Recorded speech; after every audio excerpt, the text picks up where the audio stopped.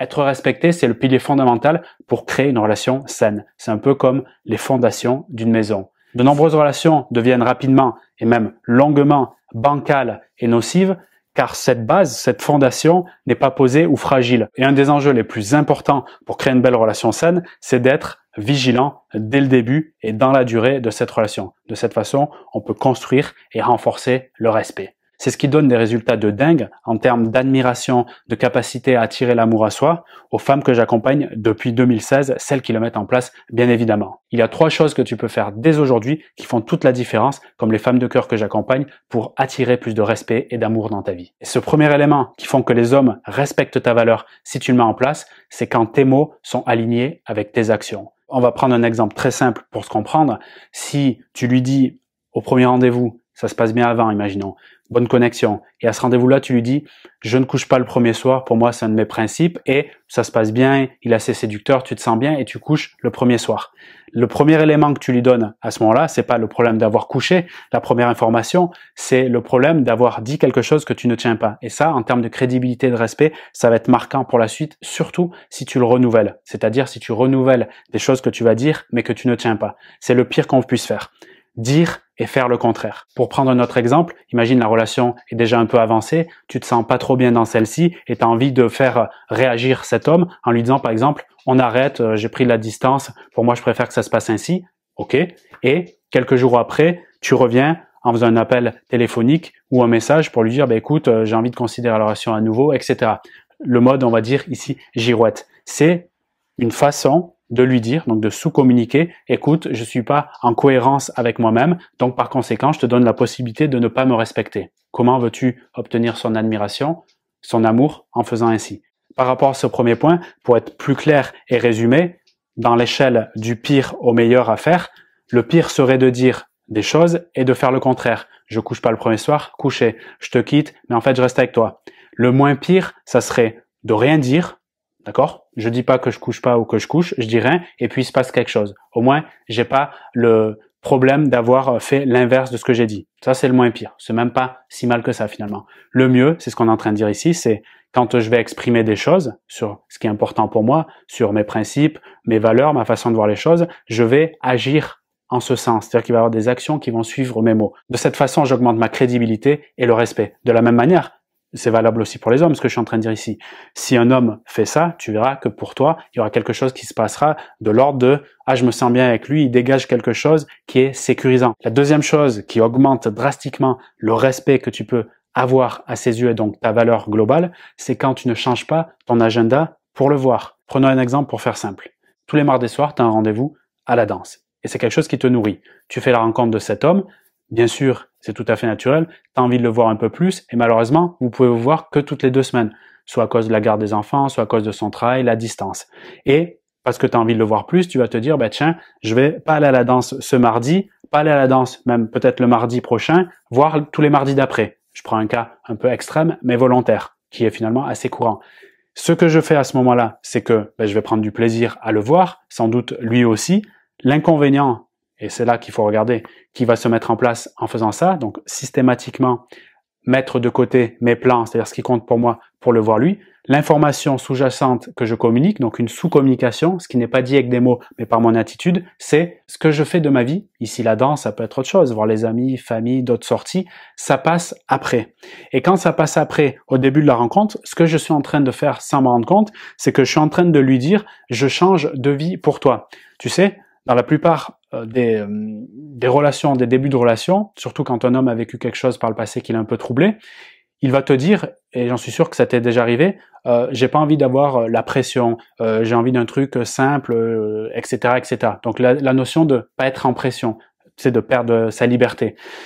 Quand je fais ça, je supprime la danse pour le voir. Sur les premiers moments, les premiers instants, il y a la nouveauté qui se met en place. Du coup, il y a un plaisir. Le problème, c'est que la nouveauté, par le fait d'accumuler justement des rendez-vous, va diminuer petit à petit. Et quand la nouveauté va s'estomper, le besoin de liberté ou de pas être trop en pression va remonter en bloc.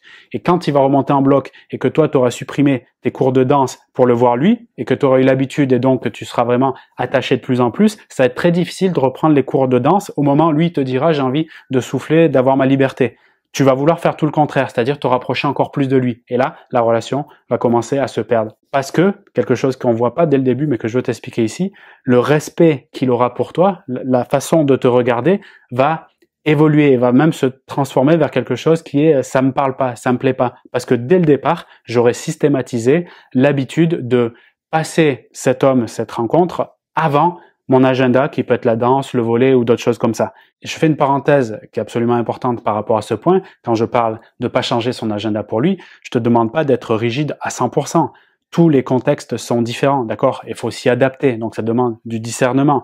Bien sûr, la souplesse dans ce système-là que je propose sera plus avantageuse qu'une rigidité absolue, c'est-à-dire de temps à autre, je peux accepter si on se voit une fois tous les 1 mois parce qu'il y a tel ou tel événement qui se passe et ça peut pas se faire. Ok, mais l'idée qu'il faut garder, c'est j'arrête pas de faire ce qui compte pour moi, pour lui et pour créer la relation. Parce que ce faisant, je prends un risque pour le moyen long terme quand je commencerai à m'attacher et que je n'aurai plus l'activité et que lui voudra peut-être se distancer parce qu'il sentira trop de pression. Donc j'aurai plus l'activité qui me nourrissait avant et lui ressentant la pression va se distancer. Donc là, je vais ressentir un vide affectif, un vide de sens important et très rapidement. C'est ce qui arrive très souvent. Donc comprendre ça et le mettre en place, ça fait toute la différence, notamment dans les prémices de la relation, en tout cas dans la phase de découverte, les 3-6 premiers mois. Ok ? Le troisième point, la troisième chose que les femmes qui sont respectées un maximum et donc ont plus d'amour dans leur vie mettent en place, c'est quand elles arrivent à être bien avec elles-mêmes. Je sais que ça peut faire un peu cliché de dire ça comme ça, mais je vais l'expliquer un peu plus précisément. L'idée ici, c'est on est tous tôt ou tard confrontés, et c'est naturel, à la solitude, c'est-à-dire le fait d'être seul. Celui, ici je m'adresse aux femmes, donc celle qui va arriver à vivre la solitude de manière choisie, et je dirais même, je dis un élément de solution ici, qui définira dans son planning, dans son agenda, des moments où elle se retrouve seule et elle fait des trucs, des activités qui lui correspondent quand elle est seule et qu'elle court même après l'idée de les faire et qu'elle réfléchit comment les planifier avec joie, avec plaisir. Donc choisir ces moments seuls dans un état d'esprit de plus je suis seul avec moi-même et que j'apprécie ces moments, plus ça sera facile d'apprécier la relation avec lui, parce que c'est un mode qui est sain en termes de système, c'est un équilibre, d'accord, que je mets en place. Donc de ne pas voir les moments seuls comme je les subis, c'est-à-dire par exemple le samedi soir, il y a personne qui m'appelle, je me retrouve seul et c'est dur. Ces moments-là, ou ces façons d'appréhender la solitude, ça peut être très dommageable pour la relation, parce que tout simplement, dès qu'il me donnera du temps et que j'aurai plaisir à prendre ce temps, les jours où je ne pourrai pas le voir pour X raison et je n'aurai pas d'autre opportunité, je vais souffrir, donc je vais partir en manque à l'extérieur. Je vais commencer à vibrer cette énergie de manque que lui va ressentir à nouveau, hashtag remettre la pression selon ses propres termes.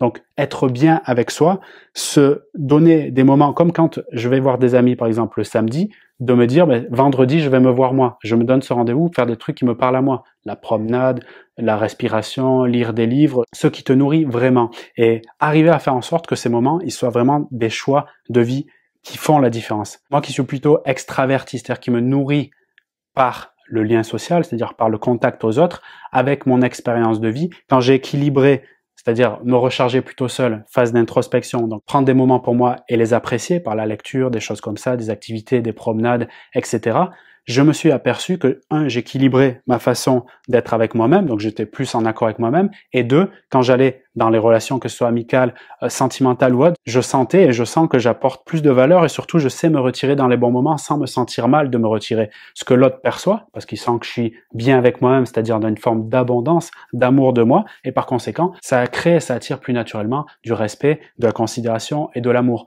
Et c'est tout ce qu'on veut, et c'est un système qui me paraît tout à fait sain. Être bien avec soi, d'après moi, c'est pas juste une phrase qui doit s'envoler comme ça, mais ça doit être quelque chose qui doit être planifié et qui doit être soutenu par des activités régulières, comme si tu vas au sport, si tu veux développer un corps ou perdre du poids. Je vais encore plus loin pour t'aider à comprendre la subtilité et la puissance de ce concept d'être bien avec soi avant d'aller dans la relation, donc par rapport au respect que ça peut entraîner. La conséquence négative d'être pas bien avec soi, c'est-à-dire de subir sa solitude, c'est d'être dans une forme de vide, d'accord, de manque, de vide affectif. Cette chose-là, c'est une énergie qui circule, qui est palpable de la part de l'autre. Donc, il peut ressentir qu'il y a un poids important qui va arriver sur ses épaules du fait de nourrir ce vide. Peut-être n'a-t-il pas les compétences ou les ressources pour le faire. D'accord? Donc ça peut être un point gênant. Une autre conséquence négative de ne pas être bien avec soi, donc de subir sa solitude, c'est souvent lié à des peurs sous-jacentes, j'ai peur d'être seul, j'ai peur d'être abandonné, je vais, malheureusement, par oubli de moi et besoin de remplir ce vide, faire des choses, me retrouver dans des situations qui me correspondent pas. Et là, je vais être, soit je suis ignorant de ce qui compte pour moi, mes valeurs, ma vision, soit je suis en train de chercher à me faire réparer ou me faire remplir, je dirais, de ce qui me manque par l'autre. Et là, ça devient dangereux, dépendance affective, etc. C'est potentiellement toxique pour la relation que je suis en train de mettre en place, c'est-à-dire tout le contraire d'une relation saine. Quand tu acceptes ce qui est en dehors de tes limites, tu montres le pire de toi. Quand il voit le pire de toi, il ne te respecte plus. Quand il ne te respecte plus, il ne voit plus le meilleur de toi et la relation d'amour s'éteint aussitôt. Si tu veux, comme de nombreuses femmes que j'accompagne, savoir comment révéler ta vraie valeur, le mettre en application et enfin créer une relation qui te fait vraiment vibrer, je t'invite à cliquer dans la description sous la vidéo. J'ai une formation offerte pour toi, c'est totalement gratuit. C'est une véritable masterclass qui dure 45 minutes qui te permettra de découvrir les 3 secrets des femmes qui ont construit une relation saine, stable et durable. Clique dans le premier lien de la description sous la vidéo pour recevoir ton accès dès maintenant. Moi, je te retrouve de l'autre côté et je te souhaite tout le meilleur.